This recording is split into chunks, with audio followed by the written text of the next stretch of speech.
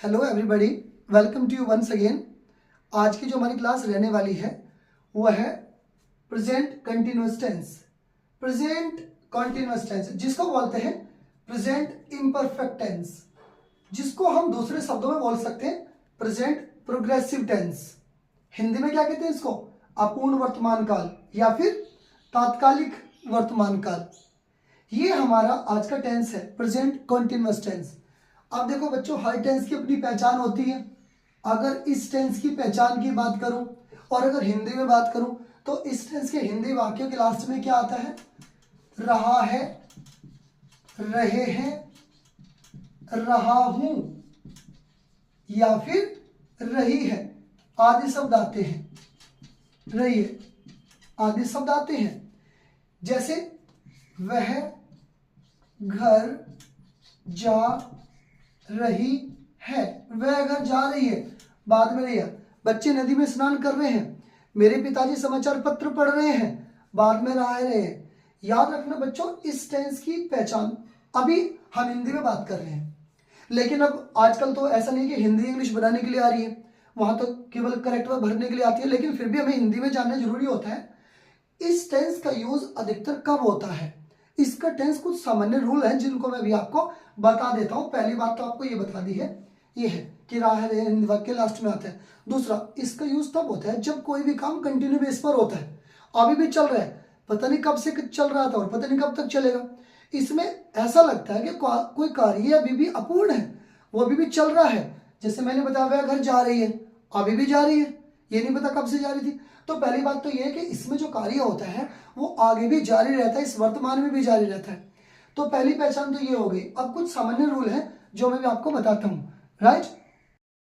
अब देखिए और क्या पहचान होती है इसकी।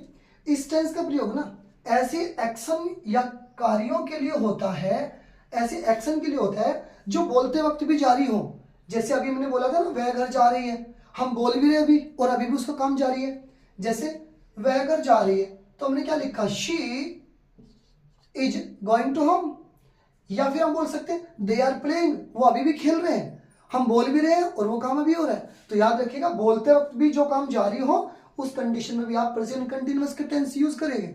लेकिन इसके अलावा कौन सा? अगर कुछ सेंटेंस ऐसे आ जाए जिसमें कोई इंटेंशन हो, इरादा हो या फिर लाइक्लीहुड हो, संभावना हो किसी काम के होने की, याद रखिएगा इंटेंशन या इरादे का बोध जो कराता है वो भी प्रेजेंट कंटिन्यूअस में होता है। जैसे for example, I am going to see my sister, I am going to see my sister, इसमें क्या लग रहा है? इंटेंशन है, मेरा इरादा है, मैं अपनी बहन को देखने जा रहा हूं, तो मेरा इरादा है ये चीज। लेकिन अगर बोले he is going to die, संभावना लग रही है उसकी कि वो मरने वाला है, संभावना है, तो याद रखिए कुछ कंडीशंस हैं जिसमें यूज होता है। अब हम बात करते हैं इसके रूल की। रूल क्या है? अब देखिए रूल क्या है इसके बच्चों। अगर अफर्मेटिव सेंटेंस है तो अफर्मेटिव सेंटेंस याद रखिएगा, हर टेंस का सेम फार्मूले है। हमारी हर बार हेल्पिंग वर्ब मेन वर्ब बदलती हुई चल रही है, सेम वही। अफर्मेटिव है, पहले सब्जेक्ट, उसके बाद अपनी हेल्पिंग वर्ब, और हेल्पिंग वर्ब में क्या? या तो इज या एम और या फिर आर में से एक लगाएंगे। याद रखिए सब्जेक्ट को देखना है, अगर ये सब्जेक्ट सिंगुलर है तो इसके साथ लगा देना इज, सिंगुलर सब्जेक्ट के साथ इज, और अगर प्लूरल है तो लगा देना आर। मैं लिख देता हूं, सिंगुलर सब्जेक्ट में क्या लिखेंगे? जैसे ही, शी, इट, या किसी का नाम हो, कोई सिंगुलर नाउन हो, याद रखिए इनके साथ क्या लगाएंगे आप? Is. He is, she is, it is, नाम हो किसी का तो भी इज। लेकिन आर, जैसे यू, जैसे दे, जैसे वी, या और कोई प्लूरल हो, जितने भी हैं। जैसे द टीचर, टीचर के साथ क्या लगाओगे? इज, लेकिन टीचर्स क्या लगा दोगे? आर। और ये जो आई एम है, एम का यूज आई के साथ। आई अगर यहां सब्जेक्ट के रूप में आई दिया है, आई के साथ क्या कर दोगे? एम। डन। तो पहले subject, helping verb is am are में से एक, उसके बाद हमारी जो मेन वर्ब है, जो एक्शन है, उसकी फर्स्ट फॉर्म में आईएनजी लगाना है जरूर, और उसके बाद सीधा ऑब्जेक्ट, फुल स्टॉप। तो फार्मूला है पहले subject, helping verb is am are, verb की फर्स्ट फॉर्म में आईएनजी और ऑब्जेक्ट। फॉर एग्जाम्पल, वह गीत गा रहा है, तो वह का क्या हो गया, ही। अब ही के साथ ढूंढिए क्या लगेगा, इज एमआर में से एज, राइट, एज।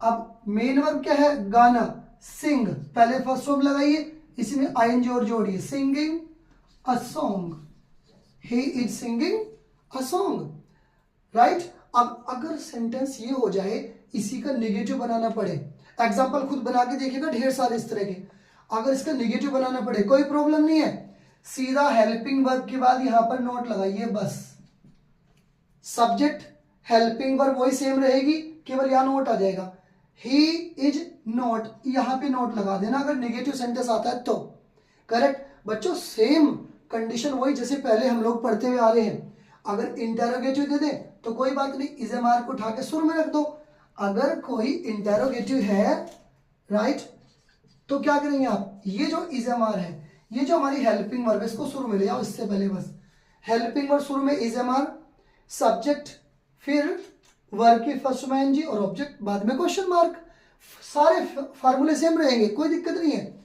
आप शुरू में बस इतना रखना, आई कैपिटल बना देना, ए कैपिटल, आर का ए कैपिटल, सब्जेक्ट को देख करके इनका चुनाव करना है आपको और कुछ नहीं है, राइट। अब मैं आपके ना एक एग्जांपल देता हूं, सोचिए और भरिए मेरे साथ। उन्होंने शुरू में एक डैश दिया है, फिर लिखा यहाँ पे आई, फिर दिया है डैश, इंटेरोगेटिव की बात कर रहा हूं, और यहाँ पे उन्होंने अपनी वर्ब लिख दी और वर्ब लिखा उन्होंने प्ले, फिर क्या लिखा, हॉकी,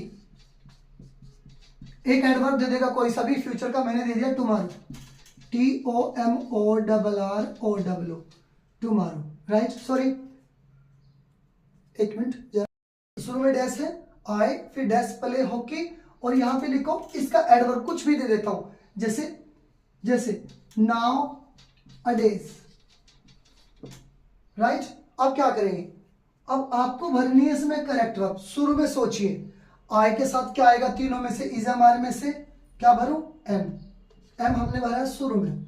अब आपको करना क्या, ये जो मेन वर्ब है इसको उठा के यहां रखिएगा, लेकिन आईएनजी लगाइएगा, playing, am I playing hockey nowadays, done. तो ऐसे ढेर सारे एग्जांपल्स आप करिएगा, प्रॉब्लम जो होती है उसको मैं बताऊंगा।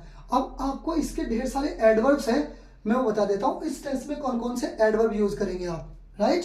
कौन कौन से एडवर्ब्स हैं बता देता हूं, जैसे इस टेंस में कौन कौन से एडवर्ब यूज करोगे, एट दिस टाइम या एट दिस मोमेंट, ऐसा भी दिया जा सकता है, या हो सकता है नाउ, या फिर नाउअडेज, या फिर दीज डेज, या फिर टुडे, इतने सारे एडवर्ब दे सकता है। जैसे फॉर एग्जांपल एक सेंटेंस देता हूं, राधा, यहां पे डैश करके दिया, आपको करेक्ट वर्ब भरनी है इसकी, right a novel these days, हमने देखा भाई दीज डेज लग रहा है सेंटेंस में, कौन से टेंस का एडवर्ब है, प्रेजेंट कंटीन्यूअस का है, क्या करेंगे, इज एमआर के साथ एनजी लगा देंगे, राधा सिंगुलर है, क्या लगा देंगे, इज, और इसकी फर्स्ट फॉर्म में आईएनजी, तो क्या कर देंगे आप, राइटिंग, डन। तो इसी तरह से ढेर सारे एग्जांपल आपको देखने हैं, कहीं भी कोई दिक्कत आती है टेंस में, तो आप मुझे बता सकते हैं। चलिए दैट्स ऑल।